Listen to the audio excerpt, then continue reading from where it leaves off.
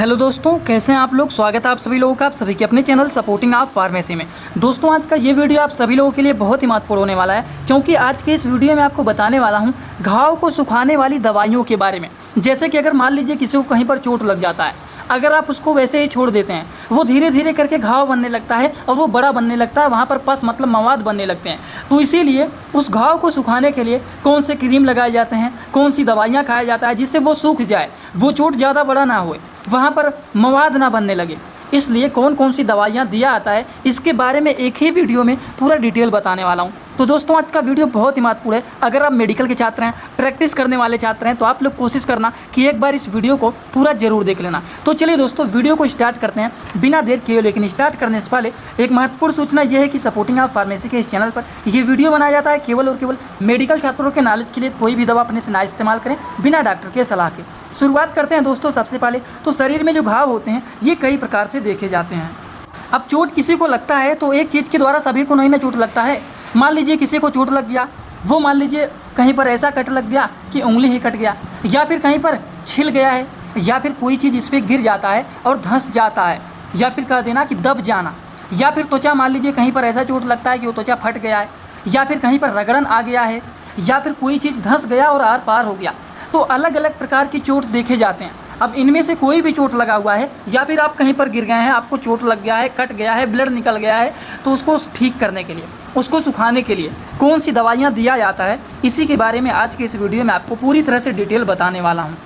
सबसे पहली बात तो दोस्तों ये है कि समय पर इलाज करा लेना चाहिए। अगर मान लीजिए किसी को चोट लग जाता है और समय से इलाज नहीं करते हैं, वो घाव बड़ा होने लगता है, तो उसकी वजह से देखा जाता है कि जो त्वचा होता है वो धीरे धीरे करके ख़राब होने लगता है और वहाँ पर बैड स्मेल आने लगते हैं। जैसे कि पस बनने लगेगा तो वहाँ पर स्मेल आने लगेंगे। जो सरफेस सब्सटेंस होते हैं उसका कलर जो होता है, त्वचा का कलर बदलने लगता है। ये सारी चीज़ देखते हैं ना। अगर आप इलाज नहीं करते हैं, वो घाव बड़ा होने लगता है तो वहाँ का जो त्वचा का कलर होता है वो धीरे धीरे करके बदलने लगता है। इसीलिए टाइम से इलाज करा लेना चाहिए जिससे वो घाव बड़ा ना हो। अब इसके लिए इसका इलाज क्या होता है, घाव को सुखाने के लिए इसके इलाज के लिए कौन सी दवाइयाँ दिया जाता है, इसके बारे में चलिए एक एक करके सारी की सारी मेडिसिन के बारे में हम लोग समझते हुए चलते हैं एकदम आसान भाषा में। तो चलिए दोस्तों, शुरुआत करते हैं सबसे पहले एंटीबायोटिक मेडिसिन के बारे में, जो कि बैक्टीरियल इन्फेक्शन को ये किल करने का काम करता है। अब देखिए, एंटीबायोटिक मेडिसिन में आप मोक्सिकाइंड CV625 इस्तेमाल कर सकते हैं, या फिर सेफाडेक्स 500 mg का आता है, या फिर पुल्मोसेप आता है। तो इनमें से कोई भी एक एंटीबायोटिक इस्तेमाल किया आता है। ज़्यादातर इस्तेमाल किए जाने वाली मेडिसिन जो कि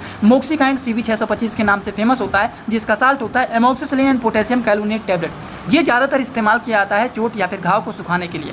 ये सबसे पहला एंटीबायोटिक मेडिसिन होता है। अगर हम बात करें तो देखिए, मैंने यही बताया कि इनमें से कोई भी एक एंटीबायोटिक मेडिसिन इस्तेमाल किया जाता है। अगर इनके डोज के बारे में बात करें तो according to the patient condition OD से BD इसको दिया जाता है। मैंने दिन में 2 बार देना है कि 1 बार देना है, उस हिसाब से इसको दिया जाता है। समझ गए आप लोग। तो चलिए इसी तरह से दोस्तों हम बात कर लेते हैं अगले मेडिसिन के बारे में। तो अगला जो मेडिसिन है ये भी एंटीबायोटिक मेडिसिन, जैसे कि जीडोसेप CV आता है, या फिर सिफिक्स 200 आता है, या फिर सिप्लॉक्स कंपनी का आता है जिसका साल्ट नेम होता है सिप्रोफ्लॉक्सिन, या फिर फेमोनेम आता है फेरोनेम करके, जिसका साल्ट नेम होता है फेरोपियम सोडियम टैबलेट, जो कि इंडियन फार्माकोपिया का मेडिसिन होता है। ये जो सोफेडॉक्सिन प्रोक्सिल एंड पोटेशियम कैलुनेट टैबलेट होता है, ये जीडो किस नाम से फेमस होता है, जीडोसेप CV के नाम से फेमस होता है। ये सिफिक्साइम टैबलेट होता है। इनमें से भी कोई एक एंटीबायोटिक इस्तेमाल किया जाता है और डोज इनका भी बिल्कुल ही सेम होता है कि दिन भर में 2 बार इस्तेमाल करना है, 1 बार सुबह और 1 बार शाम को, वो भी आफ्टर मील लिया जाता है, मतलब खाना खाने के बाद इसको खाया जाता है।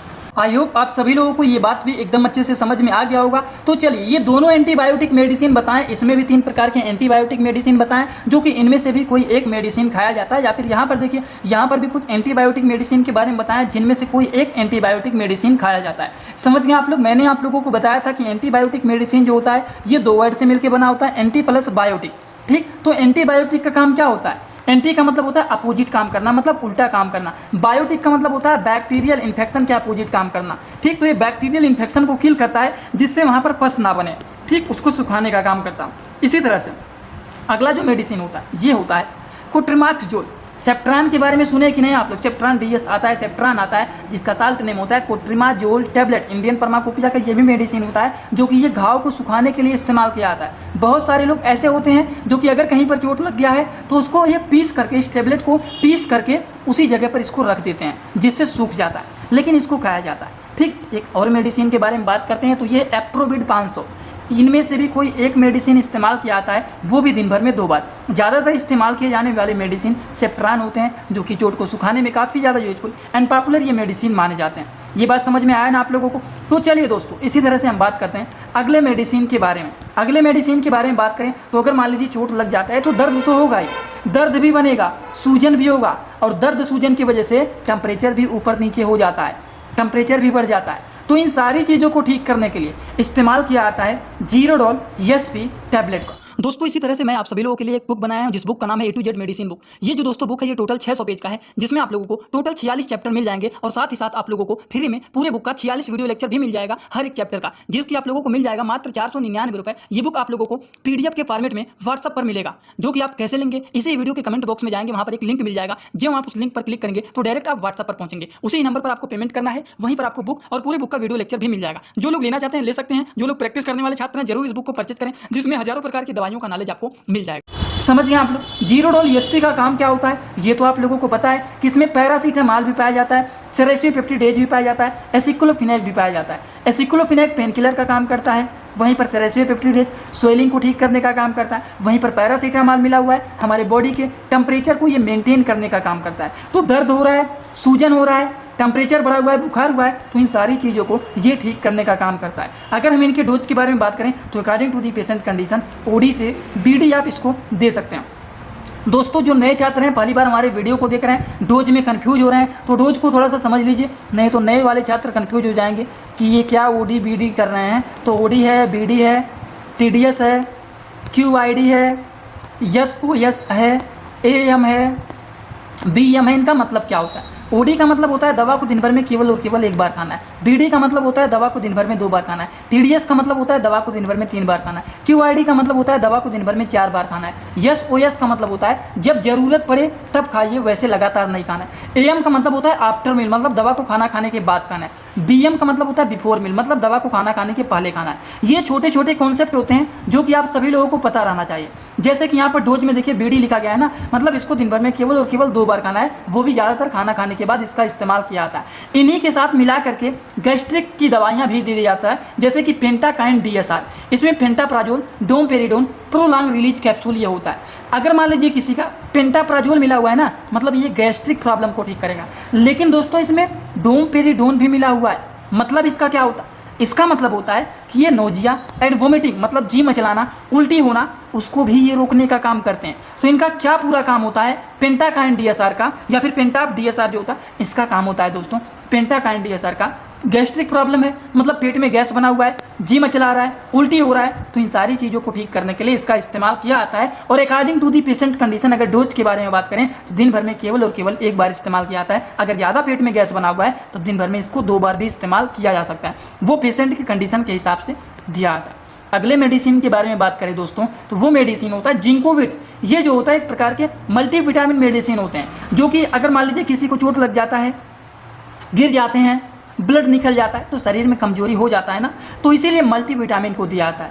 शरीर के कमजोरी को ये ठीक करने का काम करता है। अगर हम इनके डोज के बारे में बात करें कि कितने अमाउंट में इसको दिया जाता है, तो according to the patient condition OD इसको मतलब दिन भर में केवल और केवल 1 बार दिया जाता है, वो भी खाना खाने के बाद दिया जाता है। समझ गए आप लोग? तो चलिए बात करते हैं दोस्तों अगले मेडिसिन के बारे में। अगला जो है कि अगर मान लीजिए ज़्यादा चोट लग जाए, कंडीशन ज़्यादा खराब है, तो उस कंडीशन में इंजेक्शन का इस्तेमाल किया जाता है। जैसे कि सबसे पहला इंजेक्शन है वो है एंटीबायोटिक इंजेक्शन। एंटीबायोटिक इंजेक्शन में सबसे पहला जो इंजेक्शन है दोस्तों वो है जेंटामाइसिन इंजेक्शन, जो कि ये एक प्रकार के यूनाइटेड स्टेट फार्माकोपिया का इंजेक्शन होता है। देखिए ये फार्माकोपिया को बताता है, IP लिखा है दवा के नाम के बगल में, या फिर BP लिखा है, मतलब ये फार्माकोपिया को बताता है। IP लिखा है मतलब ये दवा इंडियन फार्माकोपिया का है, BP लिखा है मतलब ये दवा ब्रिटिश फार्माकोपिया का है, USP लिखा गया है मतलब ये दवा यूनाइटेड स्टेट फार्माकोपिया का है। तो बस ये फार्माकोपिया को बताने का काम करता है और कुछ नहीं, ठीक। तो ये सबसे पहला एंटीबायोटिक मेडिसिन में जेंटामाइसिन इंजेक्शन हो गया, जो कि इसका इस्तेमाल किया जाता है। अगर हम इनके डोज के बारे में बात करें तो 3 से 5 mg प्रति किलोग्राम के बेसिस पर दिन भर में दिया जाता है। कोई भी व्यक्ति अगर मान लीजिए 60 किलोग्राम का है तो उसको आप 300 mg तक दे सकते हैं। जी बात समझ में आया ना आप लोगों को? तो इस तरह से पेशेंट को दिया जाता है। बात करें कुछ और भी दवा होता है क्या, तो एंटीबायोटिक में एक और एंटीबायोटिक आता है जिसका नाम है एमाइकासिन इंजेक्शन। एमाइकासिन इंजेक्शन भी जो होता है ये भी, अब आप लोग ये सोच रहे हैं कि रूट तो बता ही नहीं रहे हैं कि किस रूट से लगाना है, तो रूट यहाँ पर देखिए एकदम साफ साफ लिखा रहता है इंजेक्शन के ऊपर कि देखिए एमाइकासिन में लिखा गया है फॉर यूज IMORI, मतलब आप इसको IV रूट से भी लगा सकते हैं, IM रूट से भी लगा सकते हैं, जो कि ज़्यादातर IV रूट से ही इसको लगाया जाता है। समझ गए आप लोग? मतलब इसको आप नस में भी लगा सकते हैं और मांस में भी लगा सकते हैं, कोई भी दिक्कत नहीं होगा। ठीक, ये बातें हो गई एमाइकासिन इंजेक्शन के बारे में। डोज की बात करें तो 15 mg प्रति किलोग्राम के बेसिस पर लगाया जाता है। अगर कोई 60 किलोग्राम का व्यक्ति है तो 60 × 15 कर देना, 900 mg तक आप उसको लगा सकते हैं।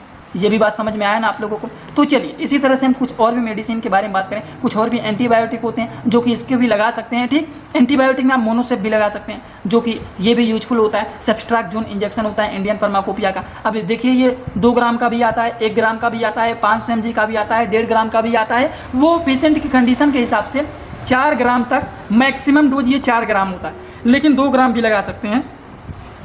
ठीक, तो चलिए बात कर लेते हैं अगले मेडिसिन के बारे में। अगला जो मेडिसिन है वो है ऑइंटमेंट। अब आप कहेंगे इतने दवा के बारे में बताएं, कोई क्रीम के बारे में नहीं बताएं, तो क्रीम के बारे में भी जान लीजिए। ये है बीटाडिन, ये है सिप्लाडिन। दोनों की साल्ट नेम देखिए, पोविडीन आयोडीन ऑइंटमेंट। ये भी है पोविडीन आयोडीन ऑइंटमेंट। ये भी यूनाइटेड स्टेट फार्माकोपिया का है और ये भी यूनाइटेड स्टेट फार्माकोपिया का है। समझ में आया ना आप लोगों को? तो इस तरह से इसका काम क्या होता है, ये घाव को सुखाने का काम करते हैं, वहाँ पर कोई इन्फेक्शन ना हो, घाव बड़ा ना हो, इसलिए चोट लगते ही तुरंत उसको कॉटन से साफ कर देना चाहिए, उस जगह पर इसको लगा देना चाहिए। अगर आपके पास पट्टी है तो उसको भी बांध देंगे, तो वहाँ का जो घाव होता है वो सूख जाता है। तो ये बात समझ में आया ना आप लोगों को? जितनी सारी बात बताएं, आई होप आप सभी लोगों को सारी बात समझ में आया होगा। अगर आपको समझ में आया हो तो सभी लोग अपना फीडबैक जरूर देना कमेंट बॉक्स में कि आज का वीडियो कैसा लगा। दोस्तों जाने से पहले वीडियो को एक लाइक जरूर कर देना। अगर आप चैनल पर नए हो प्लीज़ चैनल को सब्सक्राइब कर देना। तो चलिए दोस्तों, thanks for watching video, like comment share and subscribe this channel.